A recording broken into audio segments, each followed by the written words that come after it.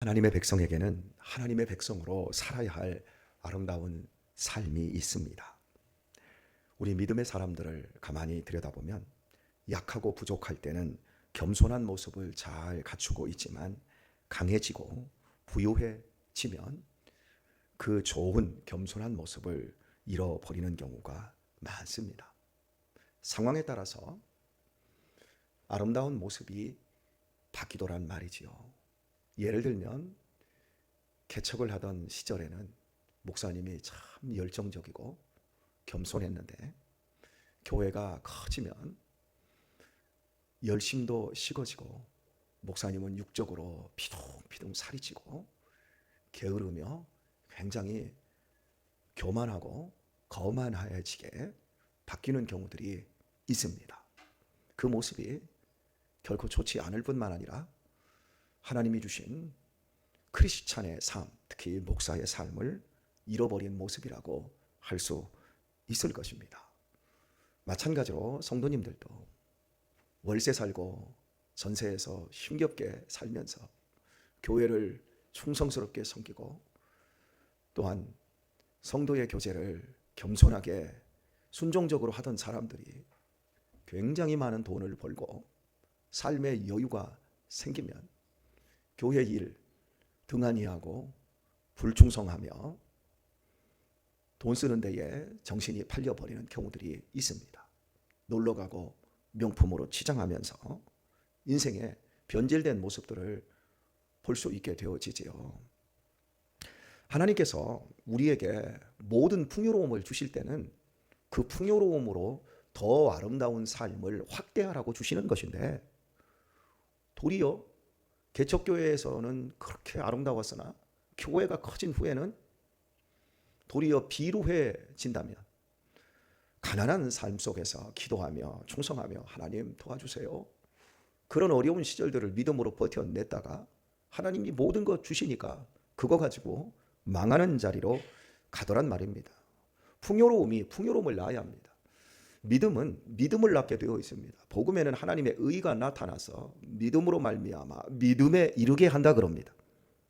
그런데 믿음으로 시작하여서 육신으로 끝날 수 있다라는 거죠. 이걸 조심해야 합니다. 바울이 로마서를 기록하면서 로마 교회에다가 하나님의 복음의 능력이 무엇인지를 설명을 합니다. 그때 설명을 하기 전에 너희가 복음을 다시 들어야 한다 그럽니다. 당시 바울이 로마서를 쓰기 전 로마에는 자생적으로 교회가 생겨났고 이 교회 성도가 1000명인지 2000명인지 모릅니다. 많은 무리라고 했습니다. 그들은 이미 복음을 알아요. 그러나 너희가 다시 복음을 들어야 된다라고 말씀하는 이유가 복음에는 하나님의 의가 나타나서 믿음에 이르게 하나니 복음은 모든 믿는 자에게 구원을 주시는 하나님의 능력이 됨이라. 모든 믿는 자입니다. 죄수가 믿든 악인이 믿든 살인자가 믿든 착한 사람이 믿든 가난한 사람이 믿든 불량한 사람이 믿든 모든 믿는 자에게 구원을 주시는 하나님의 능력입니다. 복음에는 하나님의 의가 나타나 있습니다. 이 복음을 너희가 다시 들어야 한다는 겁니다. 복음은 믿지 않는 옆집 순이가 들어야 될 필요가 있습니다. 그럼에도 불구하고 저와 여러분 같이 오늘 믿고 있는 이 사람들도 복음을 다시 들어야 합니다. 복음만이 우리를 의롭게 하며 복음만이 우리의 삶을 아름답게 살아낼 수 있게 하는 능력이 되기 때문입니다. 복음을 들어야 합니다. 바울이 이렇게 로마서를 통해서 분명히 그 복음의 대상자들이 이미 복음 안에 들어와 있는 사람들이라는 사실을 명확하게 밝히는 이유, 우리는 복음에 걸맞는 사람들로 살아내어야 할 삶이 분명히 있기 때문입니다. 그것은 쉬운 말로 그리스도의 신부로 살아내야 합니다. 장차 천국을 유업으로 받을 자로 살아내야 합니다. 세상 사람들은 자기 몸뚱이 하나 치장하고 자기 가족밖에 모릅니다. 우리는 가족을 위해서 희생해야 합니다. 가족을 가장 소중한 공동체로 보다듬어야 합니다. 그런데 여기에서 주의해야 될 것은 가족 이기주의로 굳어져서 오직 내 아내, 내 남편, 내 새끼밖에 없는 사람들이 있습니다. 이 가족 이기주의는 굉장히 위험한 것입니다. 가족을 보다듬고 가족 안에서 최선을 다해야 되는 이유는 이 가족의 구성원들이 더 넓은 관점으로 나아가야 하기 때문에 그렇습니다. 진정으로 가족을 사랑하는 가장이, 진정으로 자녀를 보다듬는 엄마를 경험한 사람만이 더 많은 사람들을 끌어안아 줄 수 있고 더 큰 가족으로 확대해 나갈 수 있는 겁니다. 이 교회에서 이 셀 모임이 있거든요. 우리가 셀을 하게 되는데 그저 이름만 걸어놓고 전혀 모이지 않고 전혀 소통하지 않는 사람들, 그리고 오직 가족과 식사하고 가족과 놀러가고 오직 내 가족과 쇼핑하고 가족과 여행 가고, 이번 주에도 우리가 셀 모임을 합니다만 이 셀 모임 때마다 그렇게 피해 다니는 분들 계세요. 자기의 마음을 열지 않고 시간을 들이지 않는 분들 계세요. 하나님께서 내 가족을 주심은 내 가족을 통해서 하늘 가족 안으로 들어가고 그 안에서 우리가 더 소통하고 더 풍성한 삶을 살라고 우리에게 시간을 주시고 건강을 주시고 형통함을 주신 겁니다. 그런데 그런 삶을 펼쳐나가지 못하고 속박된 가족이 되어서 그 안에서 에너지와 시간들을 소비하면 결국 나중에 보십시오. 굉장히 고독해지고 그 가족 안에서 나중에 자연스러운 배신의 현상이 일어납니다. 어떻게 배신의 현상이 일어납니까? 사람은 분리와 통합이 잘 이루어져야 됩니다. 가족은 젊은 시절에 통합의 관점에서 시간을 가져야 합니다. 부부가 서로가 만나면 통합이 되어야 합니다. 이 통합이 50년이 돼도 안 된 사람들이 있어요. 그래서 남편 어떻고 아내가 어떻고 이런 분들 계세요. 통합이 안 돼서 그래요. 통합이 되어서 서로가 하나가 되어야 합니다. 그러나 자식을 낳고 자식을 키운 후부터는 분리가 자연스럽게 시작되어야 됩니다. 그래야 건강한 노년을 보낼 수 있어요. 이제 조금 있으면 아내가 먼저 죽든지 남편이 먼저 죽든지 자식들 출가시켜야 됩니다. 그리고 이제 홀로 서야 합니다. 그런 시간들을 잘 통합과 분리의 과정들을 펼쳐나갈 때 하나님께서 또 다른 하늘 가족을 주셨고 그 안에서 나하고 비슷한 사람들을 만나는 겁니다. 나하고 인생의 목표가 같은 사람들을 만나는 겁니다. 나하고 소망이 같은 사람들을 만나는 겁니다. 그 사람들과 또다시 통합의 관계로 들어가야 되는 거예요. 그래서 하늘 가족이 되어서 서로 위로하고 격려하고 너도 그렇게 힘이 들구나. 우리 나이가 60, 70 먹으니까 정말 힘이 들구나. 하루하루가 다르구나. 그래서 오늘 고명자 권사님이 안 나왔구나. 내가 더 기도해 줘야지. 다음 주에는 또 일셀이 또 식사를 하면 또 안 나오겠구나. 그래, 내가 더 기도해 줘야지. 내가 더 이해해 줘야지. 이렇게 우리들이 서로 하늘 가족으로 보다듬어져 가야 되는 거죠. 그런데 속박되어 있어요. 우리가 크리스찬으로서 하나님이 나에게 복을 주셨고 내 인생 속에 수많은 은총을 쏟아 부어주고 계시다. 감사하다. 그것으로 끝. 아니요.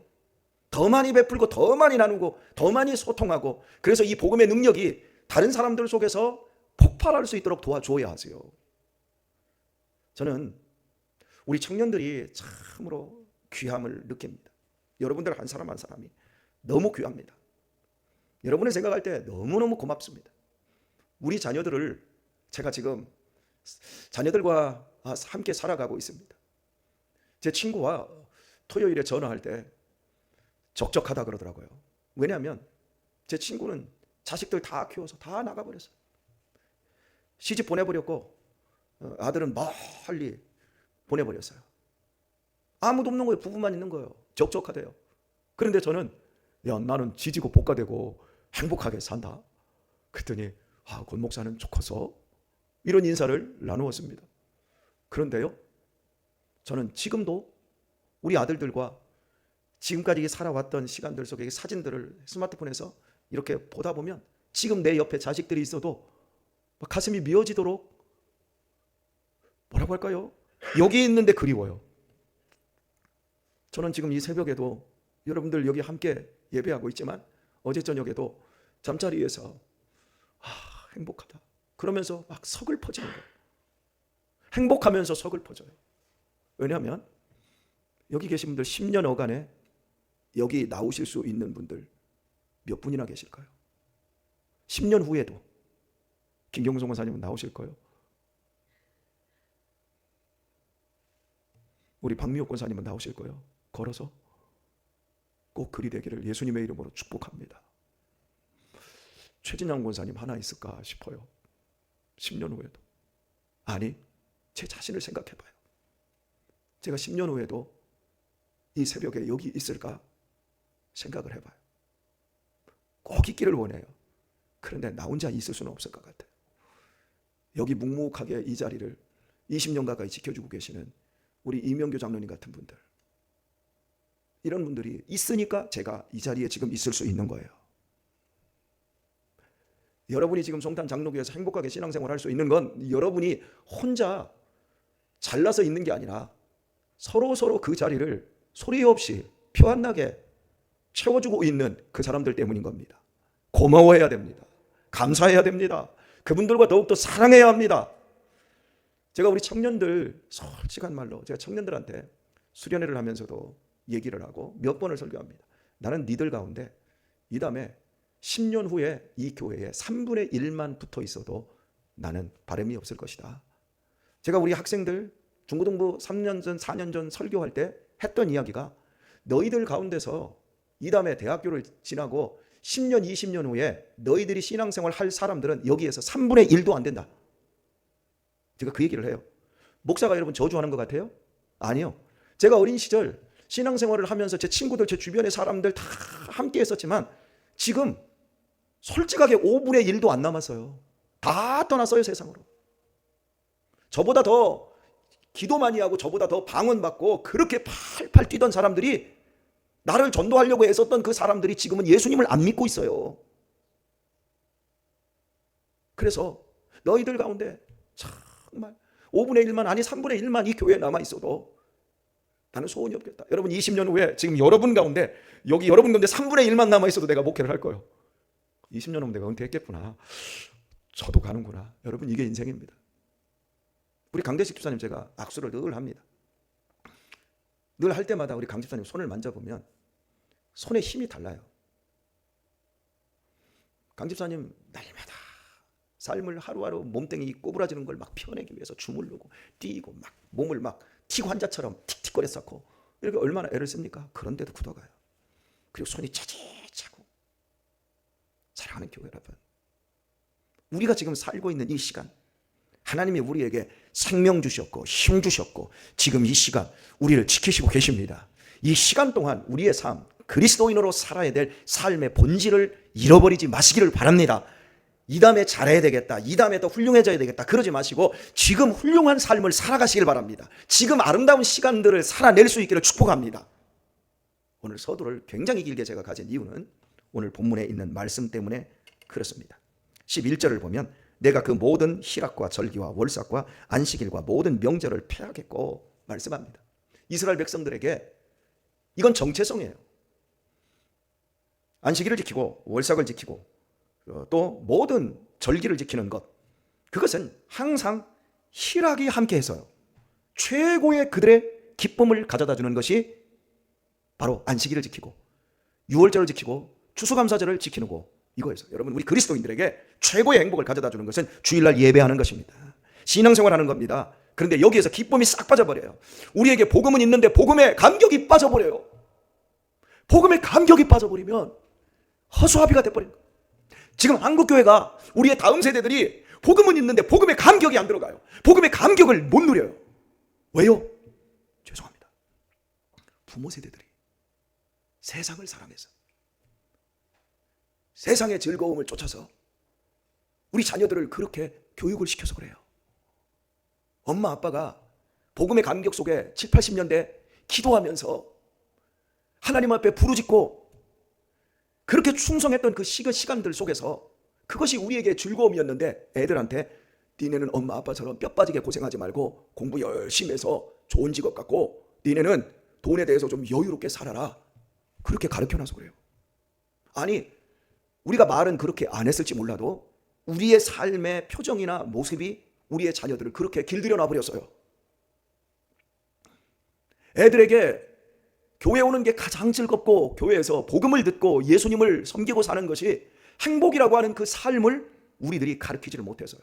저는 우리 사랑하는 교우분들이 교회 안에서 믿음 생활하면서 시험 안 들기를 바랍니다. 시험 들으면 교인들이 예배가 기쁨이 없어져요. 교회 봉사하는 게 싫어져요. 자녀들이 그걸 다 봐요. 여기 우리 오케스트라 애들 다 앉아있지요. 여기 앉아서 꼬박꼬박 조는 애들 다 보세요. 그 부모들이 신앙생활을 하는 모습을 그대로 반영하는 거예요. 우리 애들이 다 존다고요? 우리 애들이 셋이나 있는데 말 잘못했다고요? 예. 오늘 우리들이 믿음 생활하면서 희락을 놓치면, 이 희락을 다른 표현으로 구원의 감격을 놓친 채 억지로 율법적으로 하게 되어지면 하나님은 다 뺏어가 버려요. 오늘 우리가 이 예배하는 이 자리가 얼마나 복된 자리인지 나중에 빼앗기고 나면 그때서야 알게 되어져요. 예전에 우리 김대준 집사님, 그리고 현재 황기성 목사님, 그리고 조용순 목사님, 그분들이 저한테 했던 말이 두 가지입니다. 김대준 집사님은 한 가지였는데요. 목사님, 내가 이렇게 늙고 다리 아프고 어지럽고 내가 더 이상 교회를 못 가니까, 은빛교회 예배하러 못 가니까 그때가 그리도 그리워요. 황 목사님, 조용순 목사님, 그래도 목사님이 우리 데리고 은빛셀 야유회 데리고 다닐 때 그때가 얼마나 좋았는지 모르겠다고 여러분 그리 말씀들 하셨어요. 오늘 우리가 놓치지 않고 찾아야 될 것은 구원의 감격입니다. 복음을 여러분 안에서 다시 한번 확인하시길 바랍니다. 복음에는 하나님의 의가 나타났습니다. 그래서 믿음으로 믿음에 이르게 합니다. 더 부요로운 삶, 더 풍성한 삶, 그 삶은 여러분의 지금 현재 여러분이 희락으로, 감격으로, 감사로, 은총으로 여러분에게 주어져 있는 이 삶을 누릴 수 있어야 한다는 것입니다. 이번 주에 셀 모임을 여러분이 속박된 가족을 넘어서 하늘 가족으로 만나시고 그 안에서 여러분이 풍성한 삶을 맛보실 수 있기를 바랍니다. 아니, 그렇게 꼭 만들어 가시길 바랍니다. 그것이 후회가 없고 앞으로 계속해서 우리 주님께서 우리 앞에 주어진 시간들 속에서 아름다운 절기도 계속되게 할 것이고, 매주일 모일 때마다 우리의 가슴이 뜨거워지게 하는 원동력이 될 것입니다. 오늘 말씀 맺습니다. 여러분 사랑합니다. 여러분 한 사람 한 사람을 제가 너무 좋아합니다. 우리 현재를 더 겸손하게, 더 따뜻하게 살도록 하십시다. 그리고 나이가 조금 더 먹으면 몸은 굳고 점점 몸에서 기운이 쇠해질 것입니다. 그때 아름다운 삶을 우리가 몸으로는 못 만든다 할지라도 아름다운 내면과 인격을 가진 아름다움을 내면에서 풍겨낼 수 있는 사람으로 복되게 빚어지실 수 있기를 우리 주 예수님의 이름으로 축원합니다.